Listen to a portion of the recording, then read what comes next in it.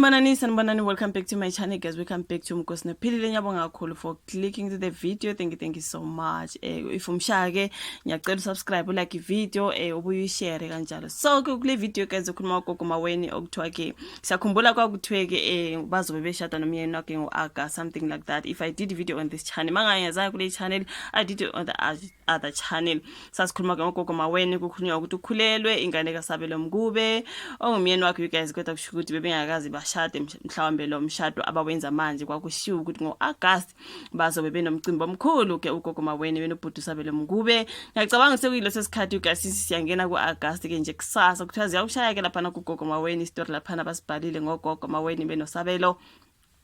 Bathi kusezoba inkosikazi umelaphi wendabuko uLeanne Mukopo odumengele kagogo Maweni ozakhela igama ohlelweni lwe-television Thokoza Gogo ebikhonjiswa kuMoja Love. So ugogo Maweni ke nesoka lakhe uSabelo Mngube kulindele ukuthi baqede ngemicimbi ethinta umshado wabo ngenyanga ezayo. Mabete ezayo you guys sasa yi1, okay? Ungadideki iyeza but kusasa.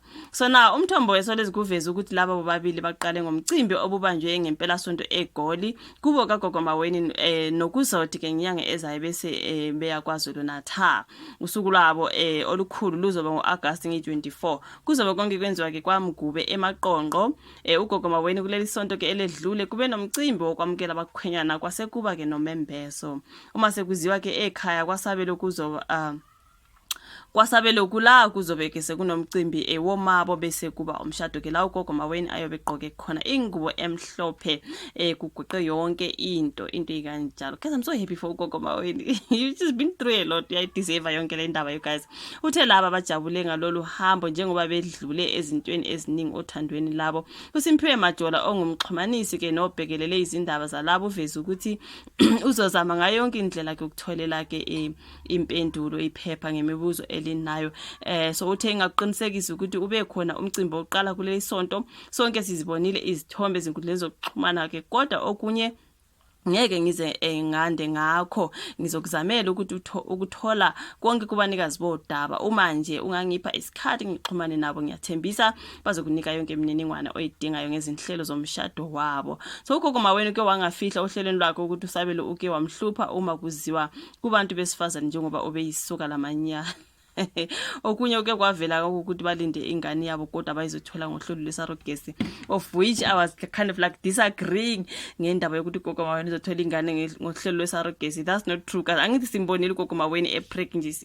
I do not know, but sibonile postile lapha the picture where she's pregnant and all that. So how is the child manje bese kuthiwa ke bazothola ingane ngeSarogesi kanjani simbonile khulelo into ekanjalo. Siyazi ukuthi ugogo Maweni nazi ingane ezintathu okungezona ezikaSabelo Mngube and wasesho ukuthi okwenza ukuthi athole le ngane azoyithola manje is because ubone kufanele ukuthi amnikeze ingane ke ubhuti Sabelo Mngube phela uye nomyeni wakhe lapho wayithola ingane nabo think ngama boyfriend or something. So wasekubona kufanele ukuthi this is my husband, siyashada na yonke into, so it's only proper ukuthi ngimnikeze yakhe ingane, kungabe ukuthi manje kulezi ingane zame ezu3 ezabanye abantu and then yena akanayo ingane. Angeke ngenze ivideo ngalolu daba you guys wakukhulunywa ngokuthi ugogo Maweni uthe yena ubone kufanele ukuthi amenzele ubhuti Sabelo Mngube omntana. I don't think it's through iSarogesi. Simbonile ekhulelwe kutrenda lapha ukuthi ugogo Maweni she's expecting. So how can it be iSarogesi? Ngithanda ukuthi lapha ngathi ngiyaphikisana nalokho engibona kubhalelana you guys. I'm sorry for clearing my chest ngoba kukhona bazokhala bethi ayibo guys siyakhuluma just imagine. So yeah man you guys siyabujabulela kakhulu ugogo Maweni ke kusho ukuthi indaba yemicimbi yomshado wabo seyiqalile kubo kagogo Maweni kunjena nje kusazoyiwa kaBhuti Sabelo Mngube and kusazoba khona ilanga ke lapho ugogo Maweni azobatha ke ngempela ingubo yakhe emhlophe yonke le nto you guys. Yazi ugogo Maweni she's celebrity sangoma umuntu opheni kakhulu ngendaba zakhe uhlele phosa kokhulunyiwe nje ngalolu daba naye wayeshilo nje ngale ndaba yokuthi bazoshada ngoAugust something like that. So sefikile leyo August, I guess this is the time where baqala ke manje imicimbi leyo iba khona njengoba ke kuthiwe lapha nokukhulumela bona ke uthe uzoza ngodaba oluphelele umese eqale kubo wayefuna izindaba then uzothi esephendula ke kuleli phepha mayelana nokuthi kwenzekeni ke kodwa ke bona kushuthi abakaposti kakhulu into ekanjalo siyazi ukuthi mabesuka le kubo kagogo Maweni kusazoyoka sabelo Mngubeke njengokusho kwestory into ekanjalo. For me nje I'm just so happy for ugogo Maweni, you guys. Man, she deserves it, man. She deserves it. Imagine no baby daddy bonke la bemtholisa ingane khumbule inye kwathiwa ngazi ubaba wayisemelika and then enye ingane kwathiwa ngekabhuti lo obedlala ibhola siyabonga Zulu into ekanjalo, and then enye ingane ngekabhuti uKhoza lo kwabe trenda kakhulu, you guys.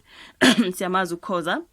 What is his real name kakhulu ngiyamkhohlwa ke, you guys, kwabe trenda njengezinye izinto whatever, but anyways so ekabhuti Sabelo Mngube akuna ngane kabhuti Sabelo Mngube, so it's only proper for her ukuthi indoda yakhe emshadile and they've been together for quite very long now, you guys. Amenzele umntwana, that's what I heard, so it's not surrogacy. According to what I heard, akuyona indaba yesarogesi, uyamtholela nje ingane bakhulele, I think so, ingane yabe izotholakala nje kungekudala, something like that. All the best for ugogo Maweni nobhuti Sabelo Mngube emshadweni wabo futhi nasekutholeni ingane bobabili, something like that.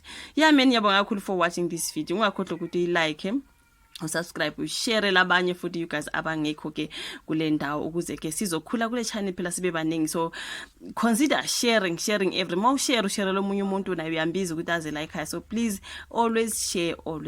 Ngiyabonga kakhulu for watching now. Thank you so much. I'll meet you again kwenye video elandelayo. Bye.